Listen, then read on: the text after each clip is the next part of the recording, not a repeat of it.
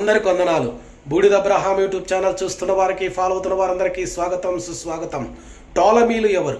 క్రీస్తుకు పూర్వం 323-30 మధ్యలోన 14 మంది మాసిదోనియా గ్రీకు వంశానికి చెందినటువంటి రాజులు పాలించారు. వారికి పెట్టబడిన పేరే టోలమీ అనేటువంటి బిరుదు. క్రీస్తుకు పూర్వం 323 ది గ్రేట్ మహా అలెగ్జాండర్ చనిపోయిన తర్వాత ఆయన సైన్యాధిపతులలో ఒకడైనటువంటి టోలమీ వంశానికి చెందినవాడు క్రీస్తుకు పూర్వం 304లోన ఐగుప్తును పాలించుటకు స్వతంత్రంగా ప్రకటించుకున్నట్లు చూస్తాం.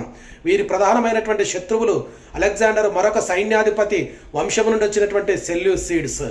5వ టోలమీ అనేటువంటి వాడు సెల్యూసిడ్లో ఉన్నటువంటి 3వ అంతియోకస్ను తరిమివేసినట్లు క్రీస్తుకు పూర్వం 202-198 మధ్యలో జరిగినట్లు చూస్తాం. యూదులు ఎక్కువగా ఉండడం వల్ల పాత నిబంధన అనేటువంటి హెబ్రీ గ్రంథమును గ్రీకులో అనువదించడానికి ఈ టోలమీలు సహాయం చేశారు. దానిని సెప్టూజెంట్ అంటారు.